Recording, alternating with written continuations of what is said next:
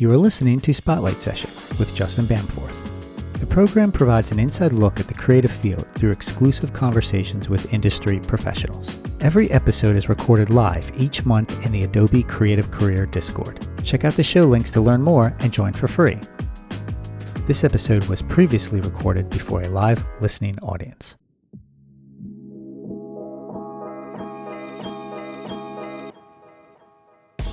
Born and raised in LA, Julia Heatherly is a multidisciplinary designer whose work is fueled by bright colors, bold type, and an unstoppable what-if mindset.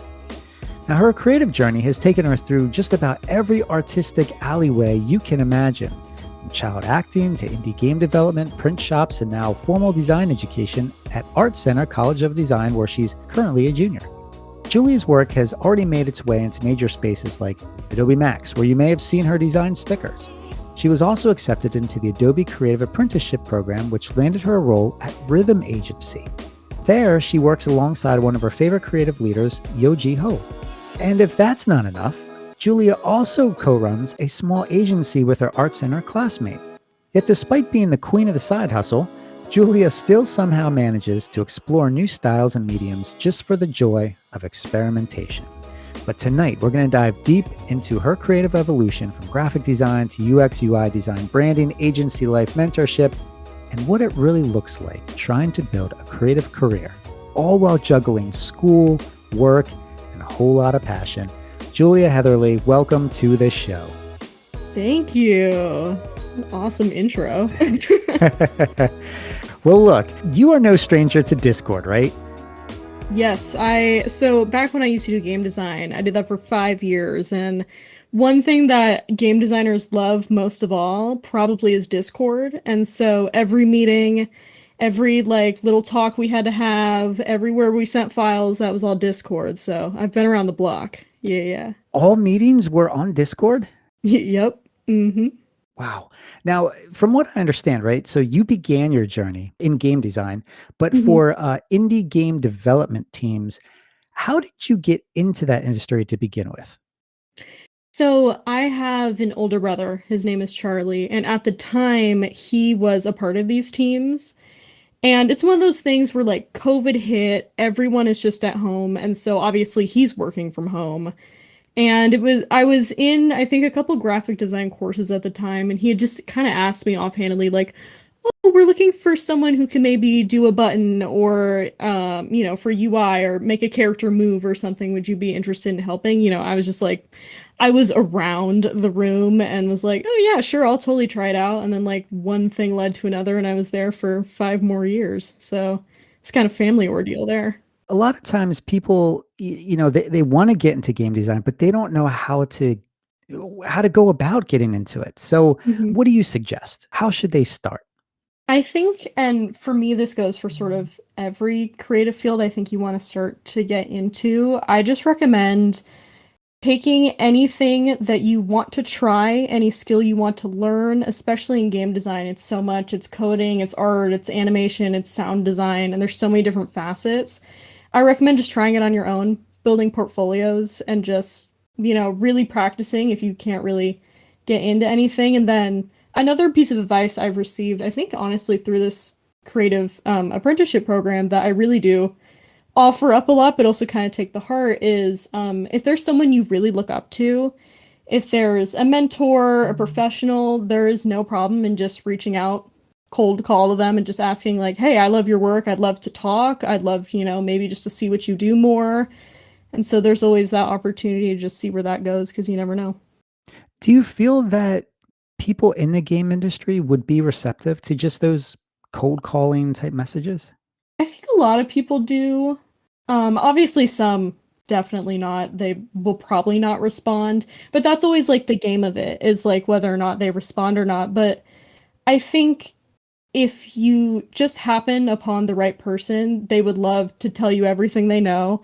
They'd love to help you out in any way. And I think a big part, especially for programmers, I've learned is such a community that comes with it. And so, they're constantly on these different channels being like, hey, my code's messed up or something, can you help me out over here? And so there is a lot of reaching out, I think, that happens in game design. And honestly, with such small teams, reaching out for freelancers or just people just looking to get some quick work in is definitely something they look out for just because game design is so fast paced and it's so multifaceted.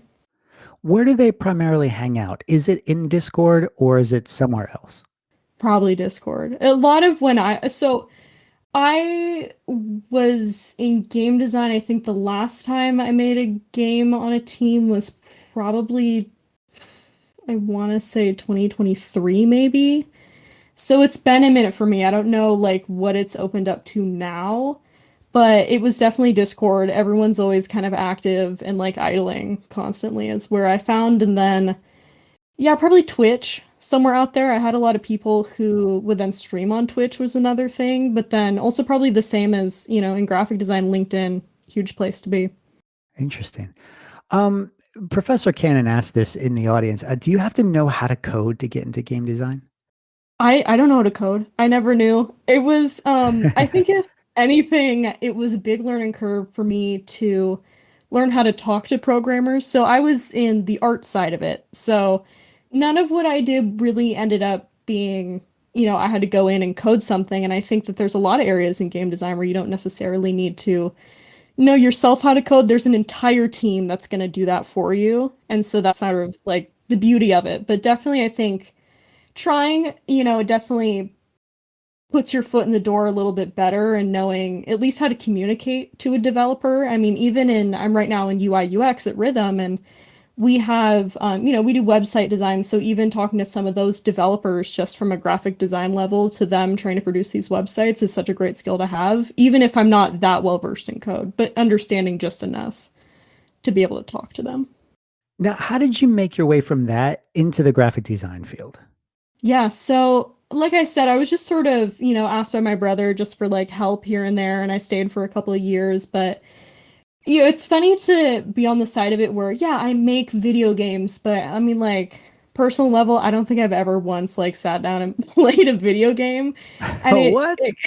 I've never like, I don't know how to use a controller. I've never, Oh, that's it. This interview's like over. We're it's done. yeah, it's so bad. And it got to the point where I was like in these meetings and I think to be super passionate about games, there is a part of it where you really do have to love games and know a lot of the history and know what's out there and love, all of the different things that come with game design. And I think it got to the point for me where I was like, maybe games isn't my thing. I'm not as passionate about that and it doesn't interest me in that way, but I knew for a fact that I still loved UI UX. And that's what I did. I did, all of the play button or the menu, system and I love doing those things. And so I stepped away for a moment and I actually ended up doing this thing called ACX. It's like ArtCenter, College of Design. They do sort of like they used to. I don't know if it's still there, but these night classes that you could take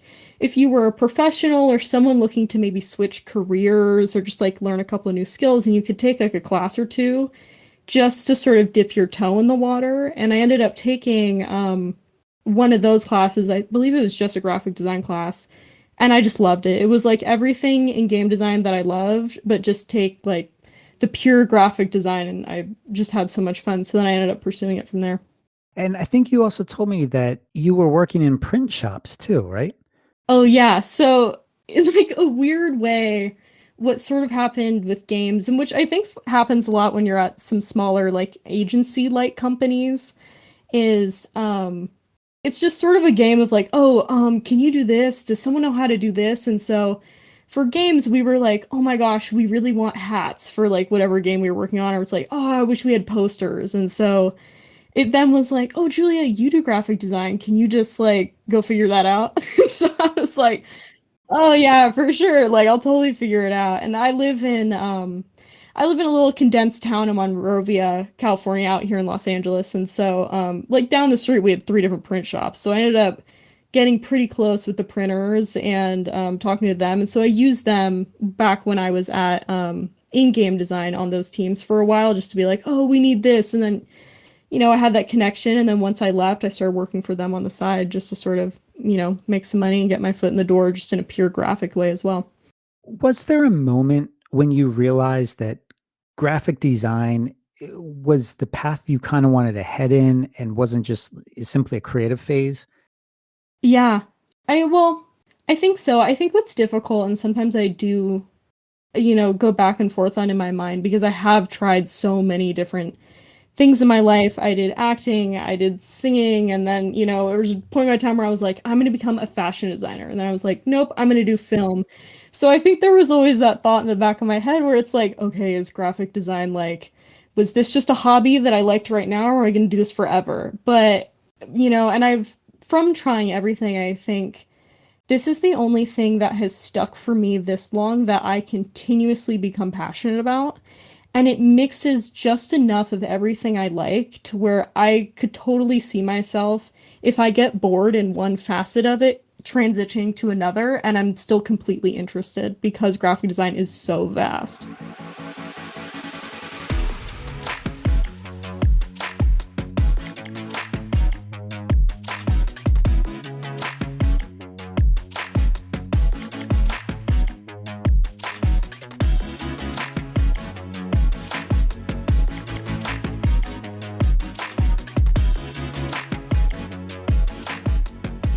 All right, let's get into some of your education here because Yeah. this I don't know a whole lot about the Art Center, Mhm. but that's where you're currently enrolled at Yes. in Pasadena, right? Yes. Like the center of it.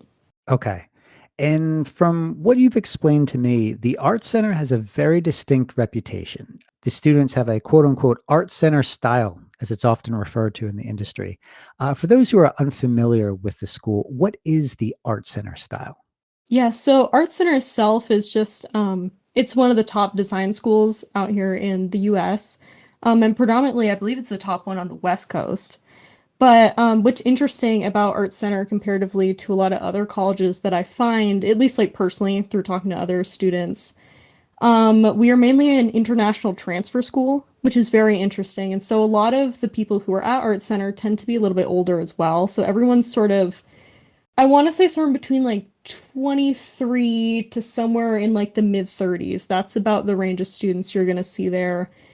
And then, yeah, we're taught a very, I almost want to say like European style to it. It's very Bauhaus mixed with Swiss, and so that's sort of our heavy typographic foundational learning. And then that, builds a really strong foundation to then lead into these more intense classes later on. But I guess sort of that style you see almost, I would like to say, is just a level of like professionalism or cleanness that we sort of come out with sometimes. And so it is that very slick Bauhaus, sometimes Swiss approach to things because that is our foundation, especially in typography. How did you first hear about the school and what drew you to it? Yeah, so I actually learned about Art Center through like a friend of a friend.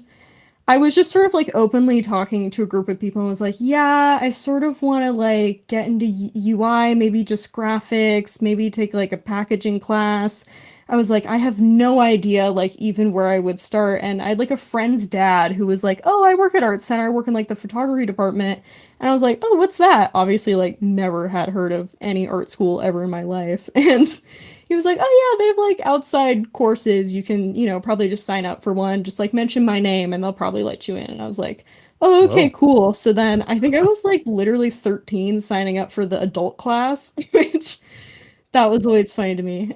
But yeah, so that's how I got into it was through a friend. Wow. Okay. Well, there you go. So, if you're out there on the West Coast or you have aspirations to investigate this school and see what it's all about, I just posted a link in the show chat. To those of you listening on demand, it's artcenter.edu, and that'll give you an overview of the school and their curriculum and all that stuff. How would you describe the program and the curriculum, Julia? Yeah, so another thing I've learned, especially from being a part of this Adobe community and talking with other students sort of my age at other art schools in the area, one thing that I also see that's different about the curriculum at Art Center is it won't work like a regular college where you do a bunch of gen eds. So it is strictly, basically just arts, which I think is so beautiful and I've loved it so much because you just go straight in doing exactly what you want to be doing. And we also, I think, compared to some other colleges, go to a lot higher typographic level. And so you'll see some colleges might get to type 1, type 2. We're going all the way to type 5. And so it's a very intensified degree and it's very hard. So I do recommend like you need the time and you need the energy to be a part of that program. But if you do and if you can and you have that luxury, it is like probably one of the biggest things I would say, yes, do it. It is so worth it. I mean, I think I saw myself grow tremendously just in one semester there. It was insane. What was the biggest adjustment for you going from those indie game teams and print shops to now this prestigious design school? A lot of it was switching the style I was in, I would say. I remember my first term, I was in a communication design one class, which is basically like that's your first taste of, just general like poster design or book covers. It was sort of what we were doing. You dive, you know, very little into just what could be in the next couple of years. And our thing was to create a My Secret Life book cover. And I had come back, the week after it was announced that's what the project was, and I had my covers laid out, and it was fun. I had a little cartoon on it, and it was cute. There were bright colors, but I remember my professor looking at me, and she's like, "That's so great. That's child Julia, though. What is adult Julia? What is college Julia? What is professional Julia?" And so that was something that I really took to heart then on, and that was the biggest transition because games can get kind of gimmicky and they do, they're very cartoon, they're very animated, and everything is fun. Well, at least that was the games that I was a part of. There are definitely different games out there, but it was a huge transition to figure out who I was as a designer in a professional setting that was purely design, and that's very different from games.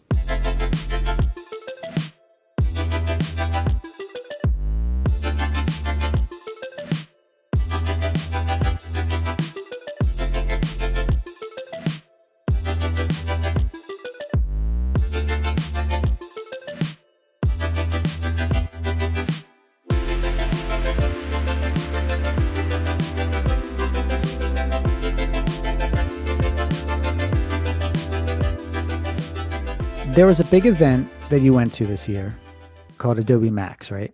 Yes. What was it actually like being at Max? Not just being a part of it, but being Yeah. surrounded by all the creative folks there and learning and connecting with people on Mhm. site. It was insane. I mean, I remember walking into the convention center day one and just thinking, oh my gosh. Like, I don't think I've ever been in somewhere that large with that many creatives, with that many major companies also. And then going to, I believe it was like the keynote day one. I was like super late, but I rushed over and sitting in the Peacock Theater, and it's just huge, but it's just everyone there to learn about Adobe products and to be creative and to do design. And it was such a cool feeling to be there and to have that community and it be so large and in I mean, the crypto center to me, growing up in LA, that's a really big deal. That's like the number one stadium to be at. And so for that also be my first conference I've ever been to was just like incredible. I was so jaw dropped.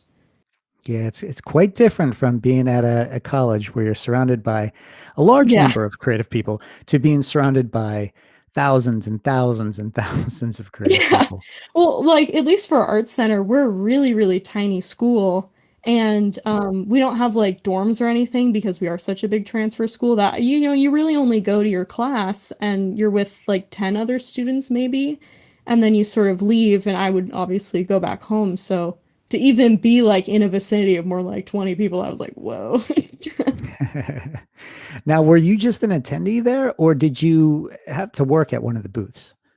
Yes, so I was working at one of the booths. I was with the Adobe Creative Careers sort of section, and they did a really fun like airplane montage, like traveling. And so I was a part of, I think it was like the third stop on like your passport travel list to talk about the Creative Apprenticeship program. So I was working there with them and sort of talking to people who would come up to us about my experience in the apprenticeship program and sort of what that entailed. And don't worry, audience, we will get into all of that and more.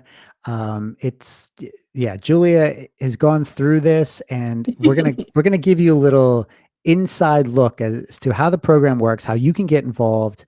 What were some of the cool people that you met there, Julia? Oh my gosh, I loved meeting obviously the people I worked with. So a lot of my friends that I had either met prior or were working shifts with me. I loved meeting. I also got to meet, there was like one big after party once, and I met a couple people from a bunch of different companies, but there was one guy who, and I forget his name and I forget specifically what he did, but I don't think he was like a designer at all, but he was like my favorite person to meet because he was like, "Oh yeah, I just do research on companies that are out there." And as a college student, my ears perked right up. I was like, perfect. Because honestly, like that was one of my main goals going into Adobe Max was just to figure out what was out there. And coming from someone who doesn't, and I guess is still trying to figure out like who is in this industry, where are these companies, what even is possible for a career, that I'm looking at in the next like 2, 3 years.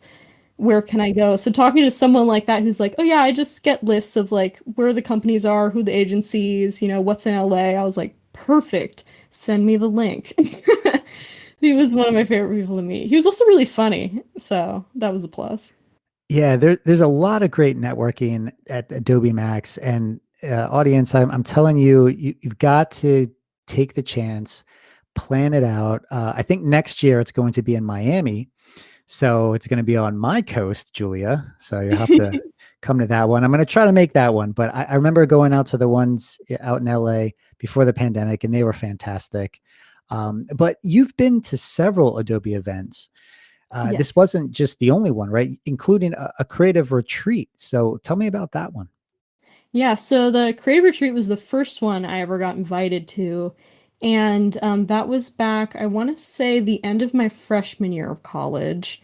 And essentially, they get Adobe would bring a couple different students from, I want to say, like 7 or 8 of the colleges around Los Angeles. So I was part of the Los Angeles group, and ArtCenter was one of them. And I got invited by a professor, which one was a huge deal to get even thought of to go to this event that was hosted by Adobe. But then to go with friends was super awesome. But essentially, at the creative retreat, we were there for, I don't remember if it was 2 or 3 days. This was 2 years ago for me. It might have been two, but there were opportunities to hear people in the industry talk. So they had a lot of panels, and we could ask direct questions to them, which was incredible.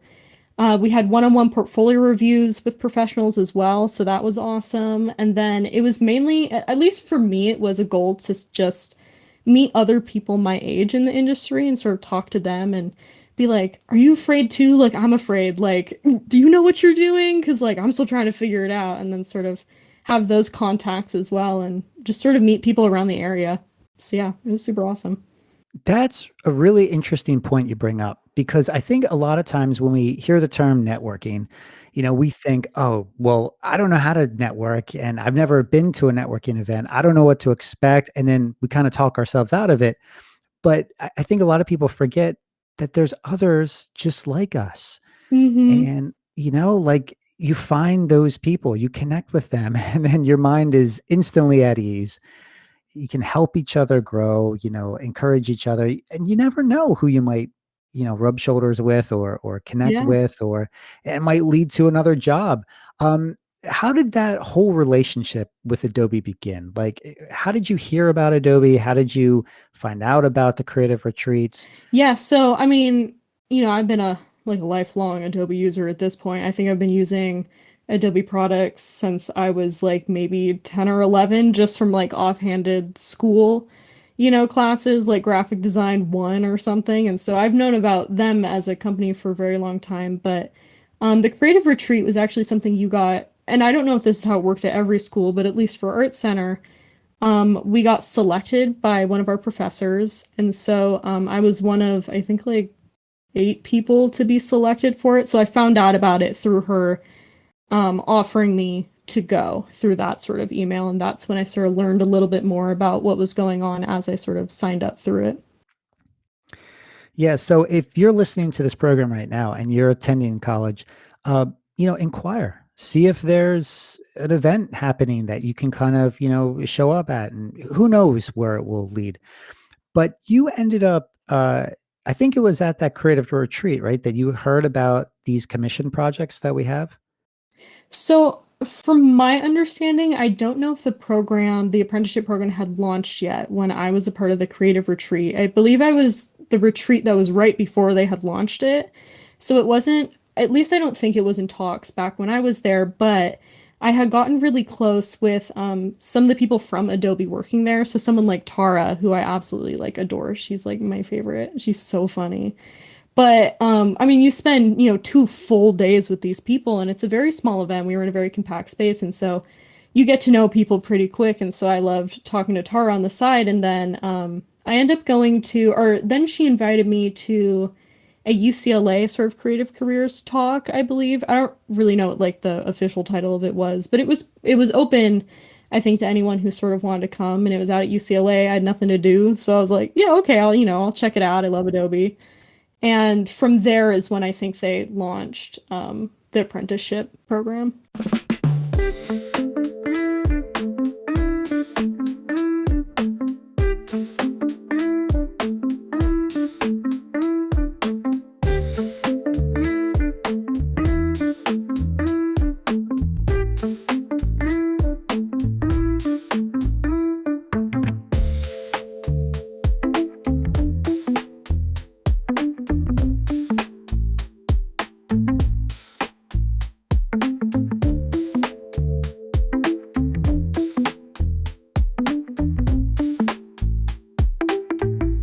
You took on one of the commission projects, right, Julia, that we have posted Yes. on Behance. Okay. hmm And that project, that was for Adobe Max, right?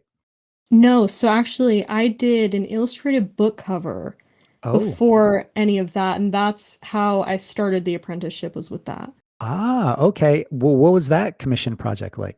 Yeah, that was super awesome. So actually, I got to work with Tara on that, which was super incredible because obviously we had met prior at the creative retreat, so then I already knew her.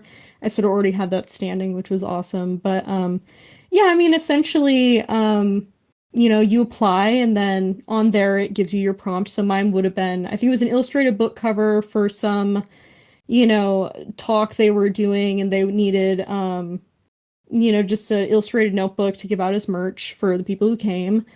And they can be pretty simple where all my prompt was, it's a notebook, here are the specs, and then we just need a person on a surfboard or like it's LA, so we want to do sort of like beachy vibes and it's open-ended, and so you really get to show off your art style or anything you want to try and just, really dive into like, okay, this is Adobe, like let's try something new, let's try something fun. It's a little sort of one-off project. So that's sort of where I started with the illustrated notebook cover.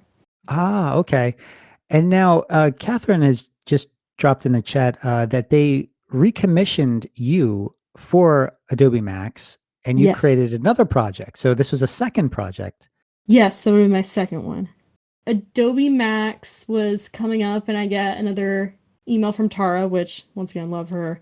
And I was invited, I think probably prior, because of my relationship from the creative retreat, and then also from my first initial commission project. And so they were wondering if I wanted to go to the event to sort of represent the apprenticeship program. And obviously, like, of course, I'm going to say yes. It's Adobe Max. I was so excited. And so, yeah. And then they're like, and also, if you want to do any merch, then, let us know. And so I sign on, I say yes. And they were like, okay, we got stickers. Would you be wanting to do that? And I was like, absolutely.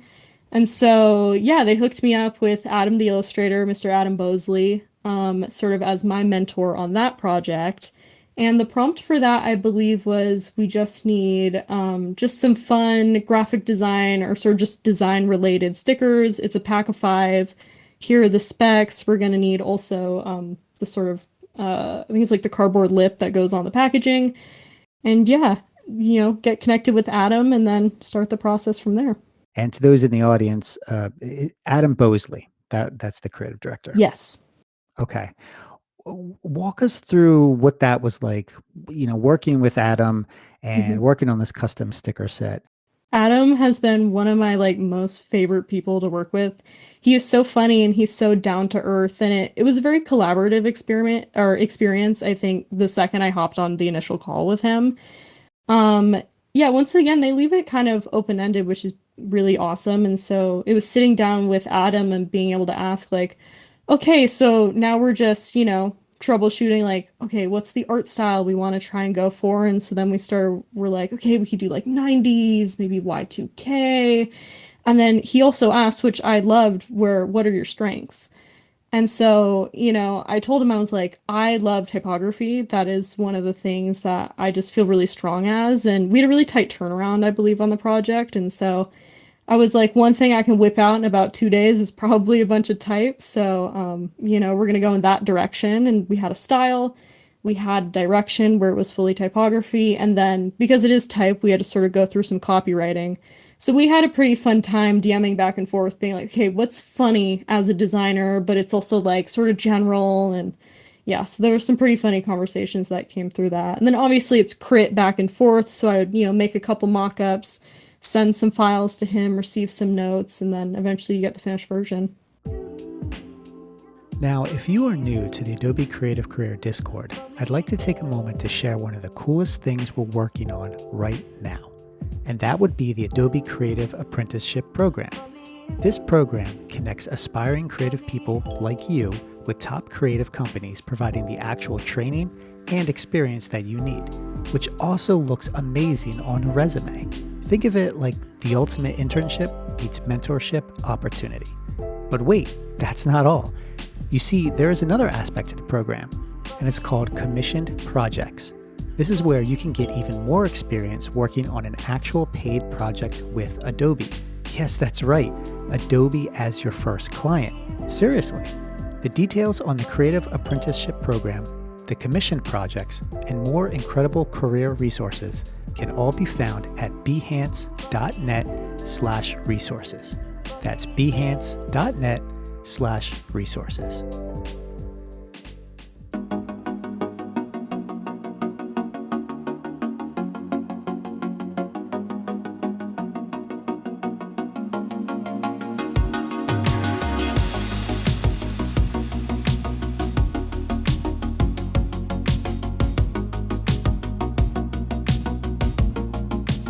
And to learn more about tonight's guest, Julia Heatherly, you can check out her LinkedIn and Instagram, which I posted in the chat, or for those of you listening on demand, in the show notes. Just go directly to her website as well at juliaheatherly.com, and there you can be connected with all those socials. Now, through that commission project, Julia, Adobe matched you up with a mentor, right? Yes. Tell me about that experience. Yeah, so I ended up, well, for further context, how this works is you finish up your commission project and then you're open up to this mentorship program where you can either sort of talk back and forth on sort of a list of mentors you're offered, or they just assign you one and they sort of match you and sort of like it's like a fun dating game, almost like process. And so then you have that mentor for 3 months and you meet with them. I want to say once a week was what at least I did. And you just sort of can ask what you want. They give you guidance on portfolio, anything you want to talk about with your career, in college, in life. And so I ended up getting paired with Amy Brown, and at the time she worked at the Do Young Museum out in San Francisco. So she was mainly emphasized in editorial design, and so that would have been really exhibition books and sort of exhibition branding, which was like perfect for me at the time. I was in a class that we were doing a book, and it's like a big 400-page book. And so, yeah, that was pretty awesome. I got to, get one-on-one crit with her every week and sort of ask, where we thought the vision was going and collaborate in that way. And yeah, she really helped me out with that book. And that was one of my capstone projects. So I was really excited to sort of have her with me there at the time. But you've actually had several mentors before all Yes. this. Yeah, including one while you were attending college. How did that happen? Yeah, so I had Amy Brown, who I absolutely love, and then Adam, obviously, we just talked about him. He was a little bit of a mentor. And then also through a family friend, my parents had worked at Disney for a while, and so It's one of those things where it's like, oh, I want to go into UI UX. I kind of just want to like talk to someone, or maybe I want to go into design. And so I ended up meeting Karina Danilek, who is one of my absolute favorite people. She's so funny, but she's also so humble, which I love about her. And she actively at the moment, I believe, works at Scopely for Monopoly Go. So she's more in game design, but still has, enough background in traditional graphics and UI UX that I meet up with her once a month and we just sort of talk through anything I'm struggling with, school, portfolio, any project that I'm like, hey, I have no idea how to fix this. And so she's a really good sideline that I've had, I think, for the past 3 years. Now, what did each of these mentors offer that helped to shape who you are today? Yeah. I think everyone does something different. I think for Adam, he really brought me back to a space where I got to have fun and explore. And really, I think there was something about working with Adam and how he was very laid back, and which made me very comfortable and it made me feel very safe, sort of, just trying anything and, really experimenting. But he also, he's mainly an illustrator, and so he had a lot of life and there's so much fun about him, and I think that brought that back out in me. With Amy, talking with her, and obviously she works with books, and it's, very heavy narratives that she's working with, especially at the Do Young. And so from her, I feel like I got brought back to the storytelling part of design, and that's an aspect that I absolutely love, which is making sure that everything you do conceptually makes sense, but then is also telling a narrative through your design. And honestly, like even in a book, what font you choose for the header, where you space it, how you're going to do your pull quote, and everything is telling that narrative as you read and you visually look at those books. And then Karina, honestly, just life. She has been with me, ride or die. It was just kind of anything. Even if I was like, oh my gosh, I don't even know how to like schedule an advising appointment and I don't know how to approach this email, and it's just anything I came to her with, and she was incredible. And some of the best advice I think I've received from her, especially for design, was talking about um one of her philosophies is that a really good designer means that you don't just do good aesthetics and that you're really good with your concept. And so that's something that I always like to keep in mind from her is, am I doing this because I think it's a fun aesthetic, or does it conceptually fit what I'm trying to do and what the brand is trying to do? And so that's something I love to keep in mind is like at the core of it, I have my concept and the aesthetics will come with that, and not to get lost in what it, visually, if it looks like cool or not. So yeah, I keep that from her in sort of my back pocket. And then my boss right now at Rhythm, she gave me like incredible advice offhandedly the other day. I think she had spoke at one of the creative events with Adobe recently, and she said one of the advice she gave all the students there, it was like a creative retreat, I believe, was something you should know in your future career is whenever you get bored or wherever you stop feeling challenged, that's when you know you have to leave. And so then that was great advice that I think I'm going to continue to take through my career is the second I stop feeling like I'm learning or like I'm not being challenged anymore, that's when I need to move on to something that I'm going to feel like I'm continually learning and being challenged by. You've heard a lot of advice, Yeah. and you've heard a lot of helpful advice, obviously. Hmm. Sometimes you find some not so helpful advice. Hmm. Is there any advice you think people should stop giving? Yeah, I think at least from everything I've, accumulated over the past 3 years is it always feels like when you get this advice, it feels like there's a one-way path to success, and everyone will tell you advice from their perspective, if that makes sense. And so I think it took me, and I started to get caught up in it a little bit, and I think it took me stepping back and going, okay, everyone is different. Everyone's going to move through this path entirely differently. Like, whatever worked for this one person is not going to work for me. And I think the most important thing I started to take away was more when someone gives you that advice, look at their philosophy and look at sort of their mentality that they're approaching it with, and less of the literal thing they did to get there, and to start to just, take it and go, oh, okay, that's awesome. That's one way to do it, but not, get so caught up in, but it's not working like that for me, or, oh, it's already so late. Like, I already missed doing that. So then how am I going to catch up? And it's, you have to put yourself back into, I am my own person. I'm going to get to where I want to in the exact way that it's going to happen for me. And so that's sort of my biggest takeaway I've learned from just getting so many stories at this point. What about when it comes to seeking feedback on work? Because I Hmm. know sometimes we may not like to share our work, or we might be afraid to share our work, or we share it with too many people, and then we get Hmm. too much feedback, and then we don't know what to do. Hmm. When does it reach a point of too much feedback to where it's not helpful? Where do you draw the line? I think for me, it gets to a point where it's not helpful when it just has no direction anymore. I think when you have so many voices in a room saying, oh, but do it this way, but do it that way, but do it this way, and they all sort of start to conflict, the point of seeking advice is to get guidance and to eventually land on a direction. And so I think the second it starts to become you're more lost than you started is probably when you should go back to yourself and know in yourself, like, okay, I'm a designer. I know, when things can look good, and I know that I have this talent. I'm trained in this talent. And so, what do I believe is going to get me to what is going to be the best? And so, I think that's when you sort of stop listening to others and go back to yourself a little bit and make that definitive decision on what to do.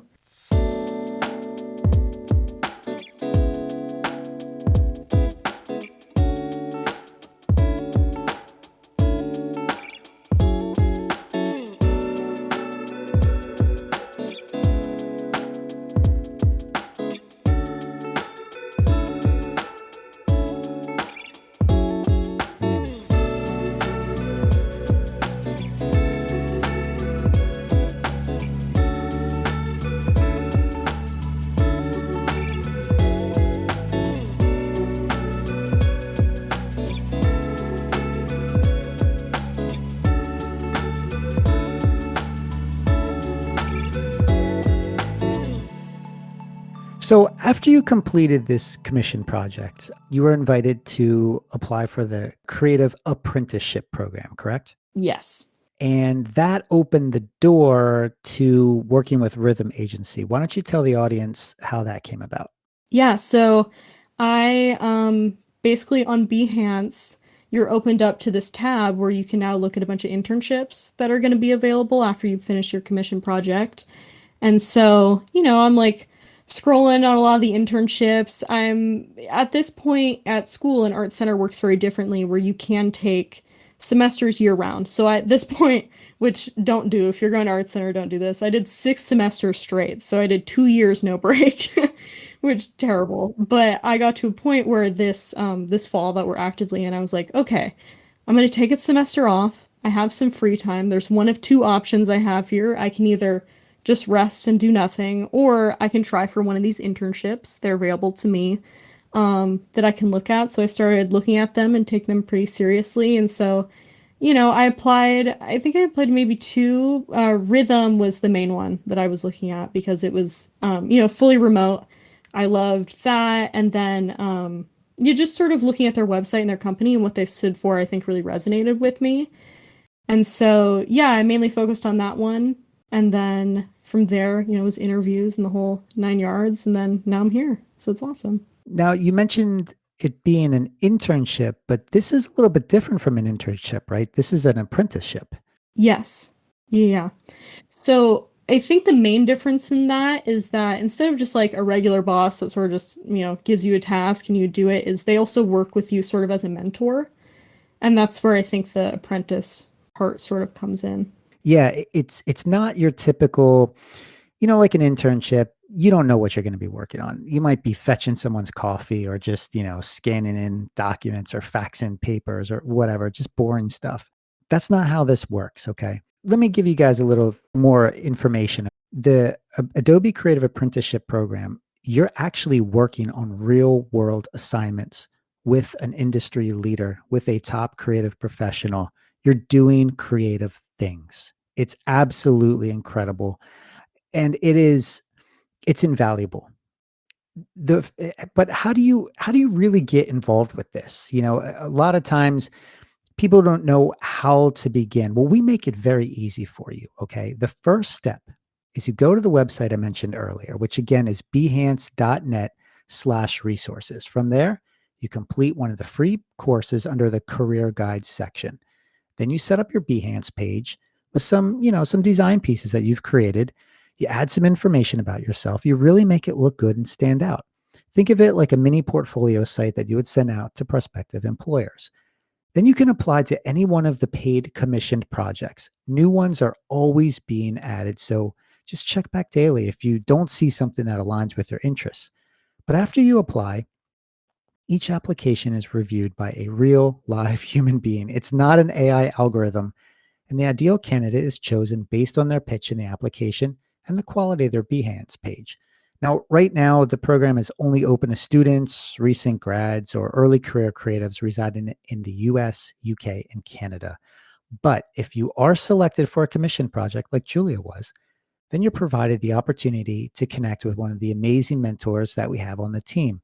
And again, these are vetted and handpicked industry pros who are there to give you feedback and guidance in your career journey. I cannot tell you how tremendously helpful that is. I wish I had it when I was going through school, but here it is available to you all. And it's something that most schools just don't offer. But once you are selected for it and you complete that commission project, now you're eligible to apply to the Creative Apprenticeship Program. This is what Julia is talking about. This is the final step.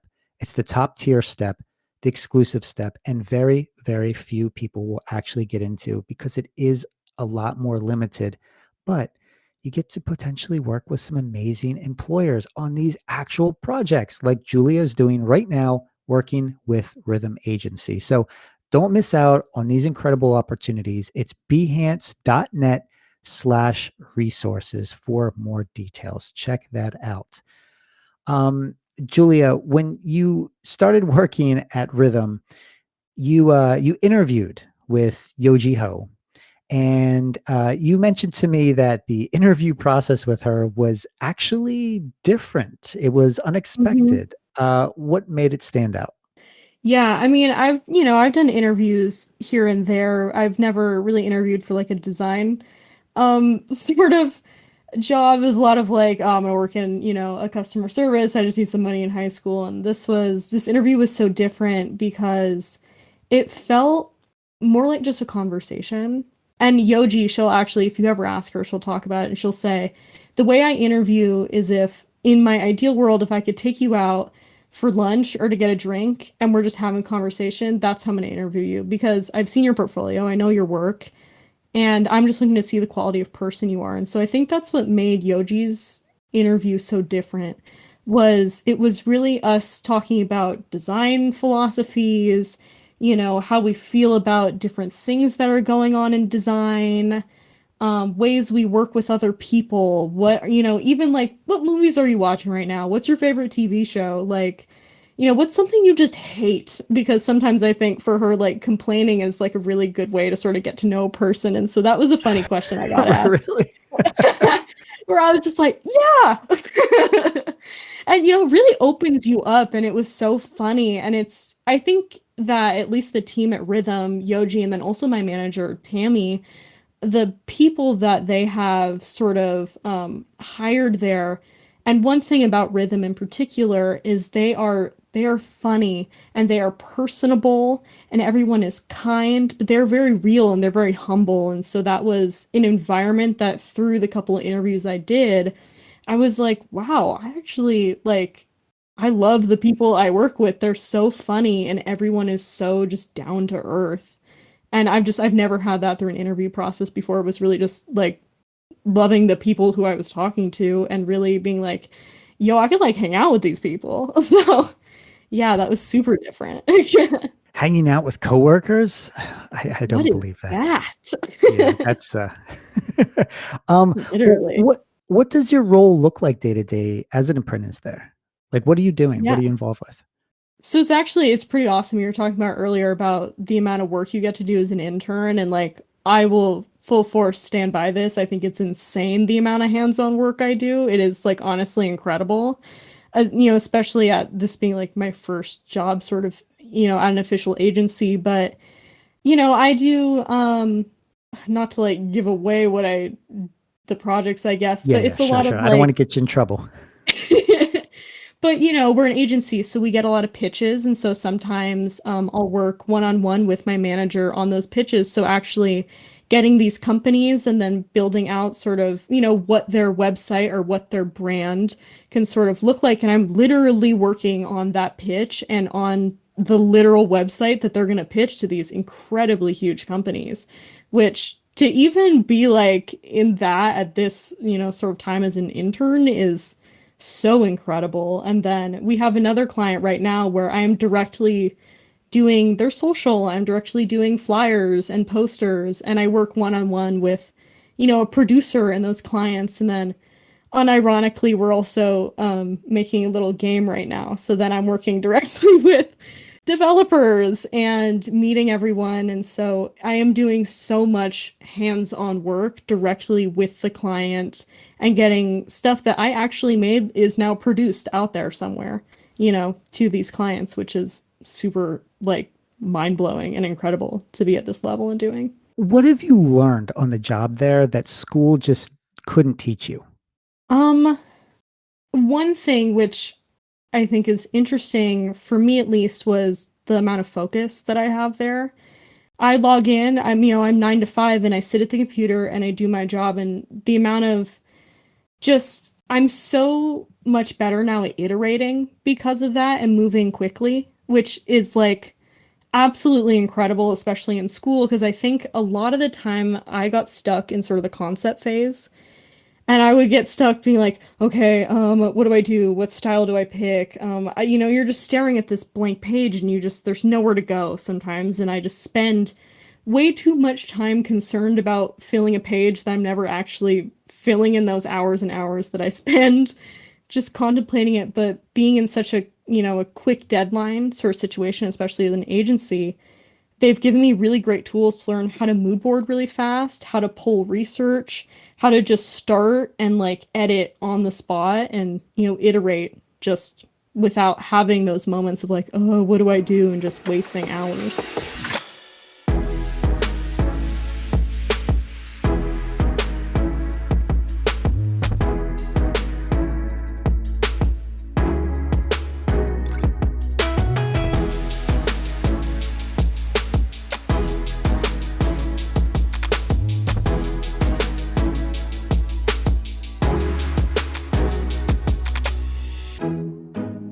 We have a ton of questions to get through, and I want to make sure that we're also addressing some of the chat's questions here, because Tammy and Brittany have brought up some excellent points here. Because they're like me, we've been in this field for a while. We're no longer students, but sometimes it's also important, even when you're a seasoned pro, to have mentors helping guide you along.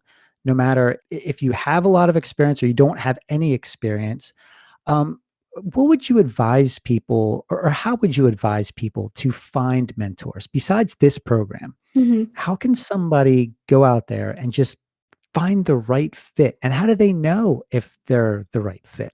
Yeah. Um, I have had some friends who are a little further along in their careers at this moment that also have mentors that say they stay pretty tight knit to. And from what I understand, they find a lot of those people through old jobs they had. So anyone you loved working with in the past that you think is successful and you love their philosophies, obviously you already know them. And so going back and reaching out, I think, is always a great thing. And then I think, and what I've talked about with Yoji a little bit is the beauty of social media. And there's a lot of people in some of these higher up positions and also in a lot of these bigger companies starting to, post a lot about what they do. And, they're up on LinkedIn, they're on Instagram, a lot on Substacks. And so, like I said earlier, going ahead and like cold calling and just being like, hey, I just want to talk. I just want to ask questions. And that's something I, once again, always recommend is reaching out. And sometimes it's a no, but sometimes it's a yes. And when it's a yes, I think that's a really incredible opportunity. And that's, I think, also what I've been recommended. But a lot of the time it's sort of people or like adjacent people. So I also think don't be afraid to ask around and don't be afraid to use some of those connections that you've already made to find people that I think are well suited for you, because those people also know the type of person you are. Now, this question comes in from Eduardo in Brazil, who asks, or who states rather, he's been dealing with a lot of procrastination because he's tired from his daily job. Do Yeah. you have any tips for keeping up energy levels even after work hours? Because right now Mm. we're doing an interview. You just got off of work. You are pumped up with energy. How do you do it? Oh my gosh. Well, I think it helps that maybe a little bit younger. I think that I could probably stay up till 3 a.m. no problem at this current moment. Oh But no. yeah, terrible. But I think one thing that I do, and that I've had a professor recommend in the past, is sometimes I like to literally just go outside and take a walk for 30 minutes, and sometimes just sitting or just walking and thinking and being outside will help me just like center myself back to where I need to be, but then also start thinking just creatively while being away from a computer and looking around in nature. Or then another thing that a professor has recommended is, if you're just like can't do it, literally you have to take a break. Sometimes just give yourself 30 minutes, you have to take that break, and whether or not that is literally just scrolling and doing nothing or taking a nap or watching reality TV, it's going to help you out to really rest. And then I think if you're looking for creative inspiration, just quick, like I love scrolling just through my Instagram and seeing what I can find through websites like Pinterest or Cosmos, if anything sparks inspiration, but also pulling from unconventional sources. I love going back to history and reading books or literature or plays, and those a lot of times I think can spark things that you didn't really think of initially. Yeah, let's get into some of your work in your portfolio, which leans heavily on this curiosity, this experimentation. And on your website bio, you mentioned this what if mindset. What do you mean by that? Yeah, so sort of my philosophy of what if is this idea that also helps me continuously iterate and sort of push whatever I'm doing to its fullest capacity. And it can be something as little where it's like, what if this was all a different color? It was a completely different color palette. What if this was a different texture? What if, the logo was down here? What if it did this? And so this constant idea of what if also helped me step away from, I think, a lot of critique or the way I critique being so harsh. So instead of approaching something of, well, it can't do that, oh, it doesn't do that, or it's not working, switching that mindset to what if opened me up to be a little more positive and a little more ready, I think, to try again and to try iterating more. It kind of reminds me of like the UX mindset when Hmm. you're always asking the question of why. Yeah. I love how you broke it down because it's important because it helps us kind of not become attached to the work, right? Hmm. It's how it's actually deciding on an actual reason why we went with a certain font, why we went with a certain Hmm. color. Again, like you mentioned earlier, it's not just about making things look good. We have a reason, we have a rationale, or we should have a reason and rationale behind every Yes. conscious choice that we do in design. Because let's be honest, we're not just designers, we're communicators, right? Yeah. When I've art directed individuals in the past, I'd rather reel someone in when they've gone too far than push them to try something new or something outside of their comfort zone because design should be one of experimentation and more importantly, fun. And I think we tend to forget that, especially if you're working more in a corporate design position. But that's kind of what sets agency life apart. Agency life tends to embrace the discovery process maybe a little bit more than corporate design. Not always, but often. But going back to your self-discovery, Mhm. what kinds of other artistic styles did you explore early on? Yeah, so I think going in our role, obviously I started in game design, so it was and we did a lot of mobile apps, and I think that's important to note because it was a lot of 2D, very, a lot of bubble styles, everything was super fun, it was very vector, and it was very illustrative. And then I think starting at ArtCenter, I then sort of was trying to find who I was in that sort of professional setting, like I talked about a little bit earlier. And so I stripped a lot of that away, and it was very, okay, who am I if I can't use color? Who am I if, I can only use just one texture? And I became very pulled back. So then I started to experiment sort of in that sort of minimalist Swiss space and something a little more clean. And that was a goal that I had for a long time. And then I've experimented in sort of the elegant world and trying luxury and, what does that look like? And I mainly experimented in that in package design. And then we do this really awesome thing, which I think a lot of contemporary studios are starting to do now, which is generative design. And so I think that's something I'm sort of playing around with visually right now. And so it's sort of a mix of like sort of coding with design, which is really interesting. And so it's a lot more of breaking the rules, which I also love. It's huge stretch type, or it's really contrasting, colors you don't think could go together, and it's just texture on texture on texture, or it's really pulled back and it does one really interesting move, but it is starting to look at branding, I think, in a different way that's a little more about the system you create and less about the logo or sort of, the basic system, and finding ways to create a thing that can constantly generate, if that makes sense. And that world, it's very experimental. And so that's about where I am at this moment.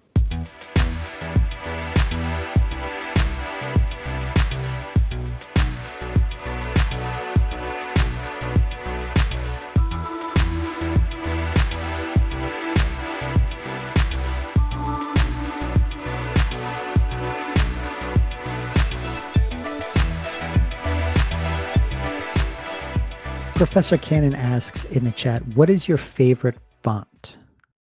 My favorite font? Oh my God, it changes constantly.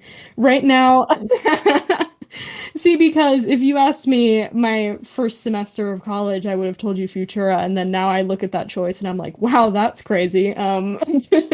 Never again. But my favorite font that I'm using at the moment is this font called Sans. It's from Display Type. I think it's an absolute beautiful grotesque. So I've been using that a lot. I also love my favorite foundry, because sometimes it's hard for me to pick a font, but my favorite foundry at the moment is 205 TF. They're absolutely incredible. There's one font called Exposure that I'm absolutely in love with. It's a really fun display serif that is variable, so it will change weight, but it's just so expressive. And yeah, if you guys ever need like type foundry suggestions, I have so many. Just reach out. Wow, there you go. Her favorite font changes constantly. She really is a designer, folks. But you are also the self-proclaimed queen of the side hustle. Correct. Why do you find yourself taking on so many of these different assignments, projects, jobs? Is it by choice or by necessity? I think it's a little bit of both. I think as I'm in college and I do so many prints and we do books and sometimes I'm in a wood shop and I'm working with materials and it's a lot of money, and college is also a lot of money. So I like to, anytime someone's like, "Hey, could you work on this thing real quick? It's like a couple $100." I'm like, "Absolutely I can." Like I'm like, perfect, that can pay for my final. But then also, I don't know, I'm like a busy bee. I always liked working. I always like, doing 100 different things. I was just kind of that way when I was a kid. If it was even just playing with toys, I was playing with 100 different toys at once, I think. I'm very like, okay, this thing, now on to the next, and I'm also gonna do this. And so, yeah, I'm pretty lively in that way, I think. Do you think it's important for creatives not to be afraid to take jobs maybe outside the design field? Maybe while they're waiting on their dream job to finally call them back, or maybe if they have bills to pay? Yeah, 100%. I think that and something I like to look at least perspective-wise, is even if your job is not in the field you want to be in, you're still learning something from it.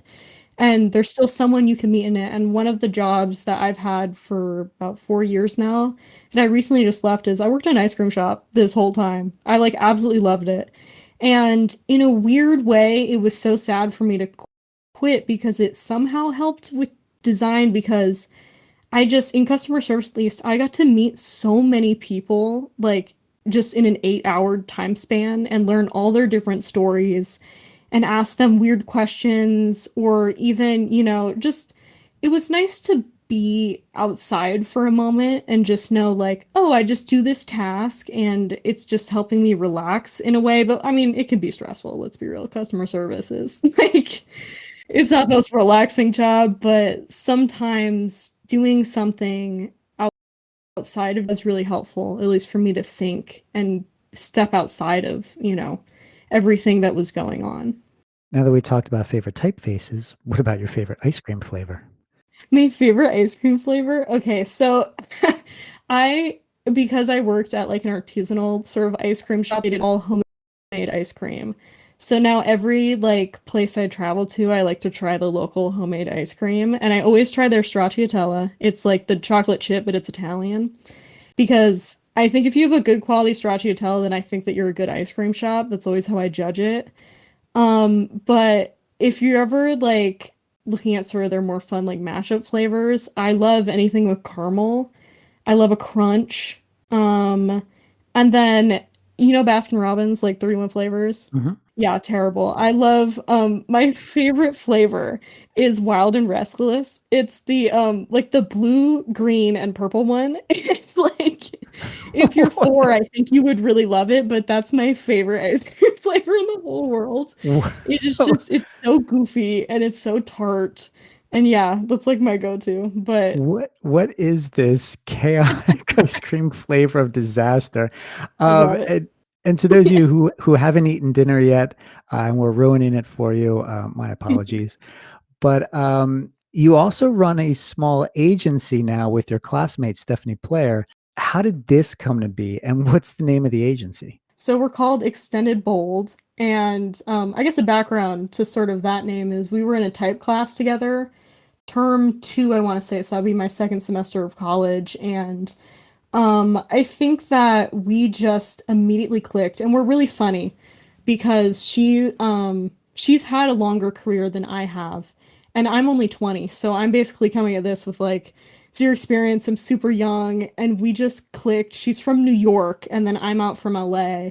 She is the Stephanie Player, by the way, is her name, and she is the funniest person I've ever met. She wears, bright colors, band t-shirts, cheetah print everything, big bling, gold chains, like super, super dope. And like this type class, and she's like, yo, I love your style. And I was like, I love you. Like, it's just everything was so awesome. And so Extended Bold is sort of the mashup of our two personalities. We're both very bright and we love playing with huge display type and, awesome colors and, helping, I think, creatives and, companies in that way that want to sort of have that type of branding as well and become bold in their own fashion.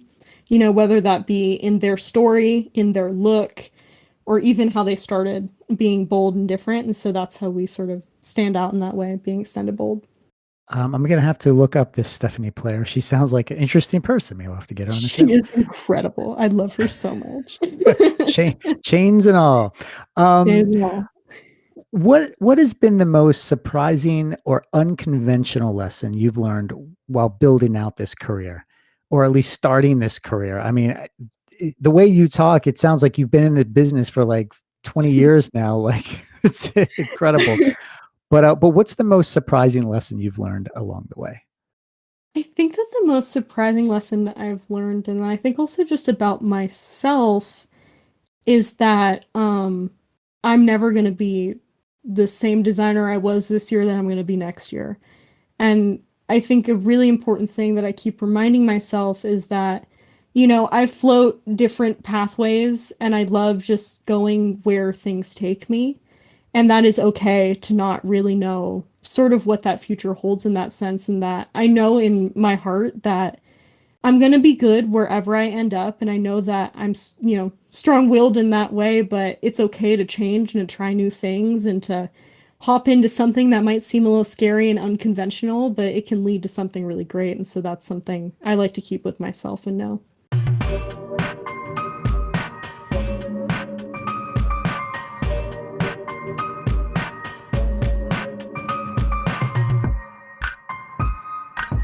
What do you wish first year design students understood early on in their journeys?